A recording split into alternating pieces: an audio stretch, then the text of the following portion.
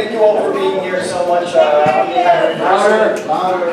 On behalf of the First Unitarian Universalist Church here, we're so honored and happy to be hosting not only Tulsi, but multiple presidential candidates. This is a special organization where we are democratically run. We're a religion based on tolerance, based on multiple religions. We have multiple religions that meet in this space, and our actual Sunday church services have congregants from all religions and no religions. So I'd like to offer a thank you. Yes, thank you for that.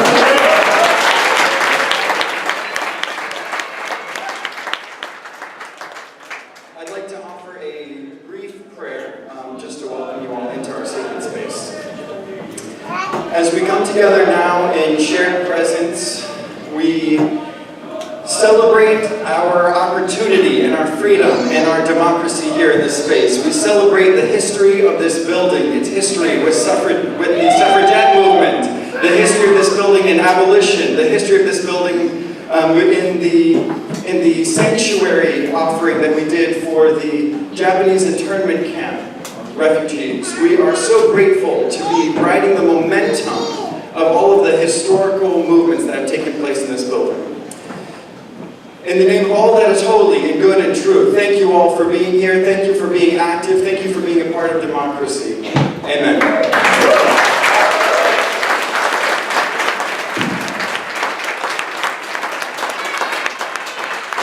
Okay, thank you, man.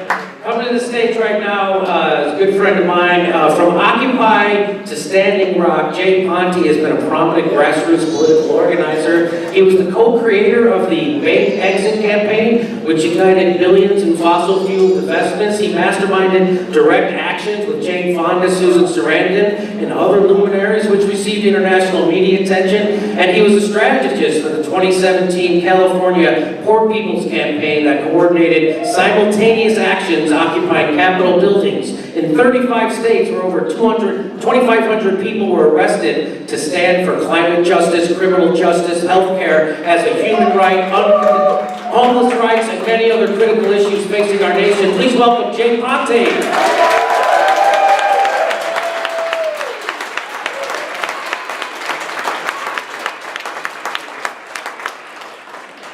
Brothers and sisters, who's excited for Congresswoman Tulsi Gabbard? Now,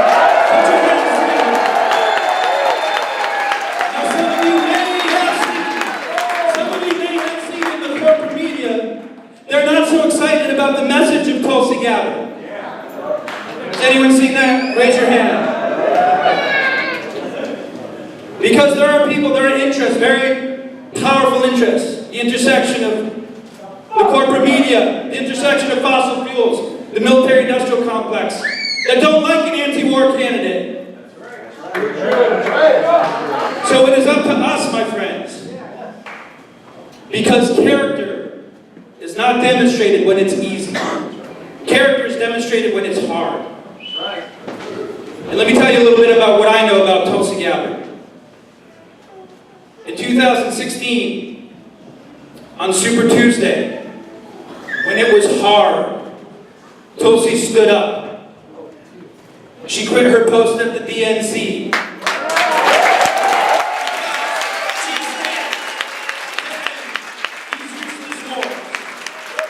stood up when it was hard, and that was tantamount to political suicide.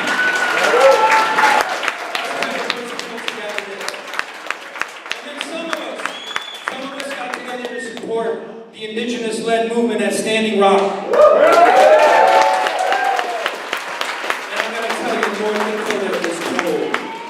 Never seen cold like North Dakota cold. But character is what happens when no one's looking. And not only after the unimaginable violence that was bestowed upon the indigenous people standing against an unjust pipeline. We didn't hear from the Washington establishment. We didn't hear from the corporate media. True. But when the veterans responded, and when Tulsi responded, they started paying attention. That is good. Let me tell you a little bit about what I know about Congresswoman Tulsi Gabbard. And And I'm telling you, North Dakota's cold. I have friends who are medics who their eyeballs froze, not kidding. But we built a little, when we winterized the camp, we built the Occupy Veterans for Peace camp in a little tiny shack. And I gotta tell you, when you're in a tent and you get a shack, it's great.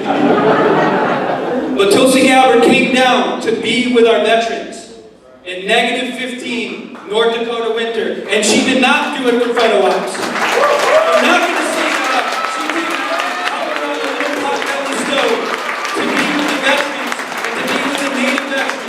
Our brother Rattler, who is now a political prisoner, she came down when it was hard, not when it was easy. And so, my friends, my wish is that we come together because we're in an age where one person has never had so much power, so much influence. And I remember the days of Occupy. And there's one thing I think that we got wrong. We said it was a leaderless movement. And my friends, my brothers and sisters, I say every one of you are a leader. Every one of you. How many followers we have on social media? This is the first time in human history when we can communicate simultaneously with one message, and we get to evolve as a people. That's right. We get to stand up because who wants to see Tulsi Gabbard on that debate stage?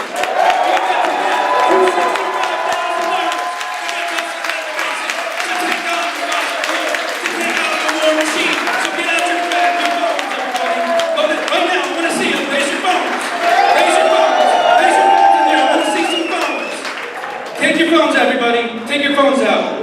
Go to Tulsi Gabbard online, donate, share to social media, please.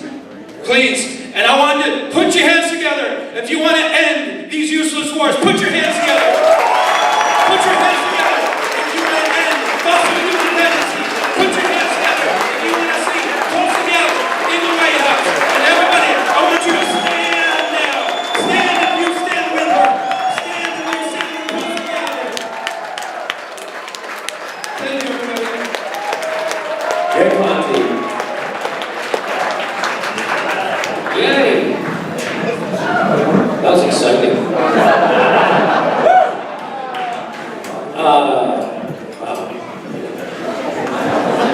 Okay, coming to the stage right now, you know him, you love him. He's got a great show called Mi Casa Su Casa. It's Niko House, ladies and gentlemen.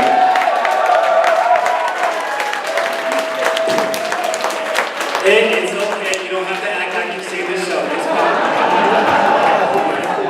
People, this don't look like 1% in the polls. I said, this don't look like 1% in the polls. Maybe 10, but it don't look like 1%.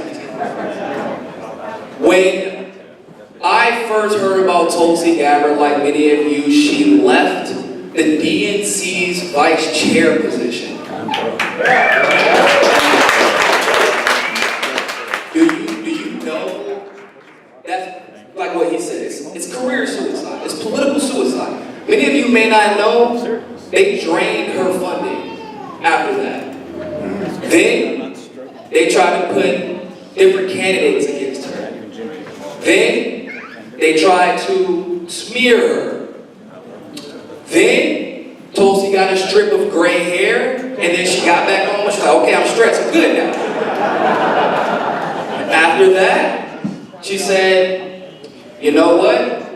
I'm going to judge my worth by the ferocity that my enemies attack me, because clearly I have something. And she does.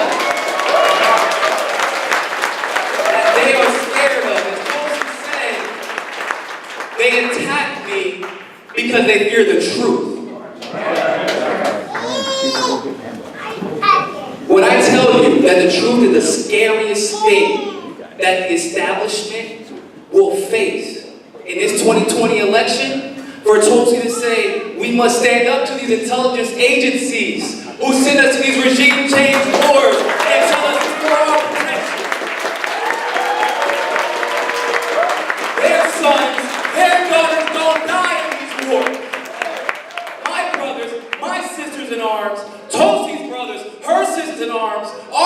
families, our friends die in these wars. Poor people die in these wars. People of color die in these wars. The DNC doesn't die in these wars. Donald Trump is not going to die in Venezuela for oil. More brown people, more children, more money we've been spent, and we still won't have Medicare for all because they're telling us we can't afford it.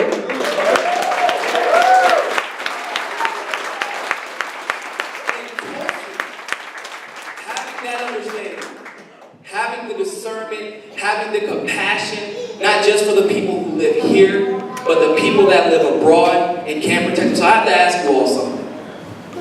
I'm a black man. Some of you may be Latino, some of you may be Asian, many of you are women. I'm going to deal with racism. You know what? This administration sucks. I deal with racism. But guess what?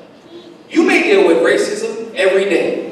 You may deal with sexism every day. Bigotry every day. Question, raise your hand if you ever worry that in the middle of the night, a mortar, a drone is going to fly over your house and bomb your home.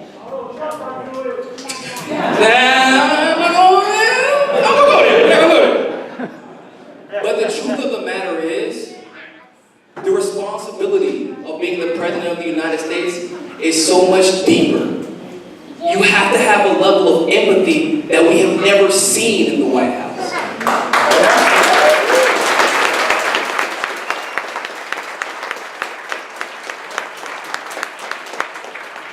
And I knew that Tulsi had this. When you all know, I interviewed her yesterday. She came up and we talked beforehand. I was looking at telling you all this. I saw a speech of her in 2012, and it was just as powerful, but it was different. She was commanding. She was demanding. Everything that like a Debbie Washington Schultz would love to have in the vice chair, you know? But she's different now. She still is just as powerful, but she's more inquisitive, trying to understand your needs, trying to understand what the country needs. And it's almost asking you, as she's talking to you, what do you think is best for this country? Because I want to know. And when I asked her, I'm like, what in your life changed? It had to be something. And she said, you know, it's just over the last few years, I've been peeling back all the different layers. Trying to understand all these different things that I didn't understand about life, correcting all the lies that we've been told. And at that point, I was like, oh, she's real. This is a real person. This is it. This is who we need. And so for that reason, today I will be officially endorsing Tulsi Gabbard for President of the United States in 2020. Because guess what, baby? It's Tulsi time! So with that being said, people, always remember more than anything else, find your balance and vote for Tulsi Gabbard in 2020. Niko,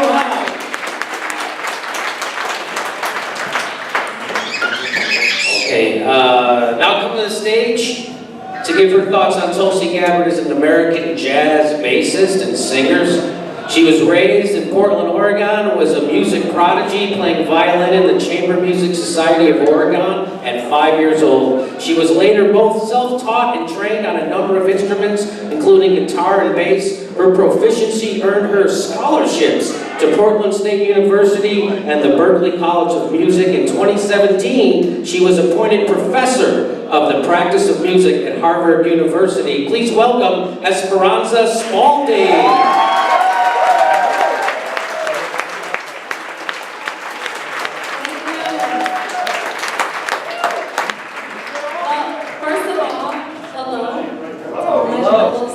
Soldiers gathered here today. My name is Esperanza Spalding, and I believe you're here because, like me, you have a great love for our country and its people. And this is a love that is an active love, comprised of equal parts immense belief in its potential and a sober determination to do the work necessary to reach that potential.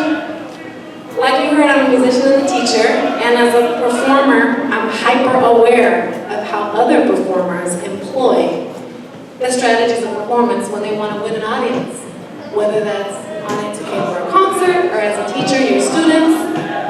So in the arena of political campaigning and candidate advertising, I recognize acutely the put-on performance when I try to win the hearts and the minds of the audience, namely you, the voters.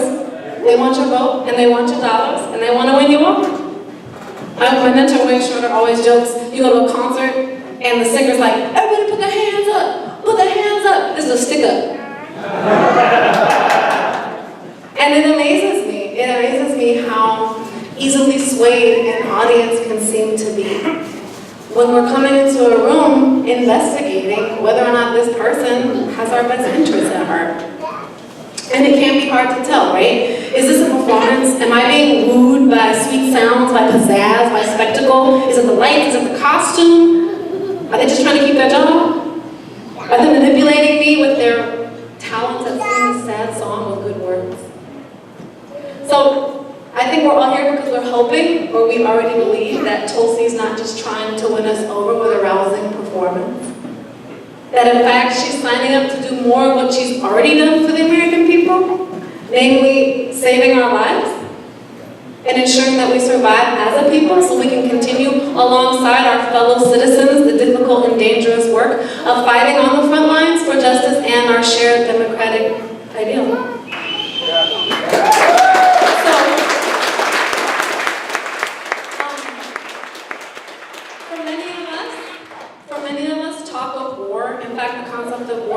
Is like a big trigger. And you may wonder, can I trust someone who's been active in the U.S. military? Now, for those of you who are veterans or active military and already know what it means to sacrifice your safety, your comfort, your home life, your peace, and your sanity to serve as a warrior for your country, it's probably really painful to hear that your sacrifice is seen as anything less than heroic. But American people are sore around the issue of military intervention because we've seen how much pain it's caused and how much danger we're still in right here at home and on the front lines that our vets have returned from.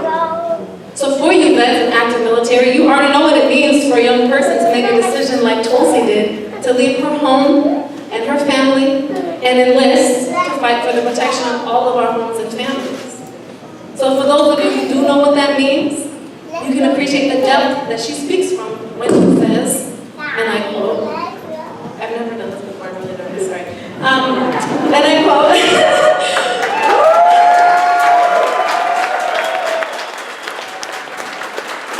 when she says, and I quote, we must end regime change wars and work to end this new Cold War and nuclear arms race because our future is at stake. And you know what she means by future. It's not just me, it's not just you, it's not just your babies, it's your grandbabies and your great-grandbabies. Because how many years do we have left to figure this out? 10, 12? Anyways. So for the rest of us who aren't vets or active military, we may be trying to reconcile this aspect of Tulsi's history, right? And find out what we're seeing. Are we actually seeing what we've been longing to see in a candidate? What we all believe we see in Tulsi? For those of us who are wondering if we can believe in this candidate, what does it mean that Tulsi was overseas? What does it mean that she was fighting for our citizen soldiers enlisted on the front lines defending democracy? It means she's ready and willing to serve alongside others who've already made the same sacrifice. And she's not afraid to dive right into the fight wherever she has to go to meet it. Right?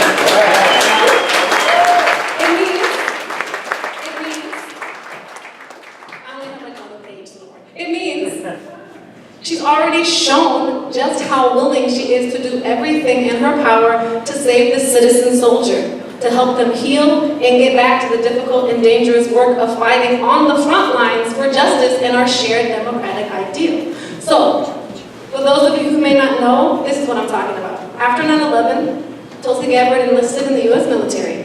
This peace-loving Hindu woman from Hawaii enlisted in the Army. That sounds like a joke, but it's not. When this peace-loving Hindu woman from Hawaii, whose religion tells her to treat all life as sacred, when this woman saw a nation reeling from pain, from the horror and confusion confusion gripping us all as we prepared to respond to and confront the largest attack ever carried out on Americans right here on American soil. Does that sound familiar?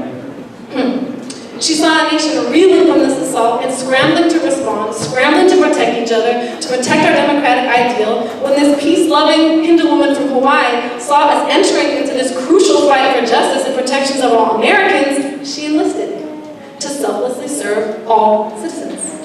So, some of you may be wondering, yeah, I heard that. I saw that on the website. But what did she actually do? Okay, was she like in an air-conditioned trailer, like filing papers or like responding to emails? Well, she served in the field medical unit on the front lines in Iraq from 2004 to 2005.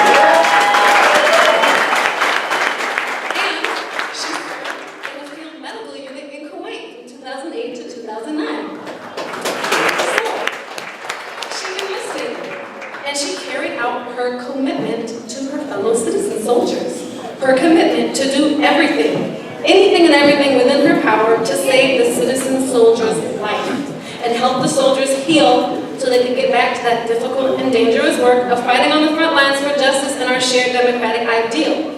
And if their fates were altered by injury or diminished, and they couldn't fight alongside her fellow soldiers in the front line, she did everything in her power to make them safe for the long journey home.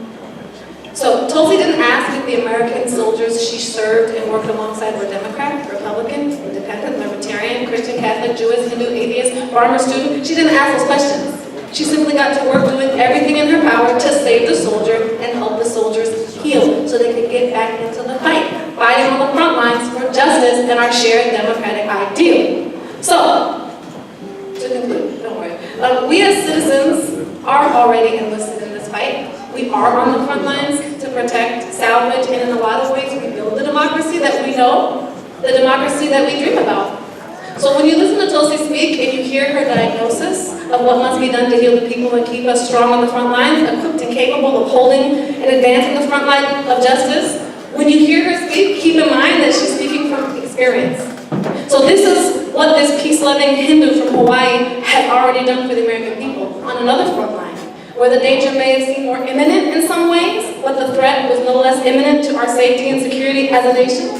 So I want to tell you my professional opinion as a performer, as a teacher, as a citizen, looking scrupulously, looking critically at this woman who presents herself as this caring, first and foremost, about us.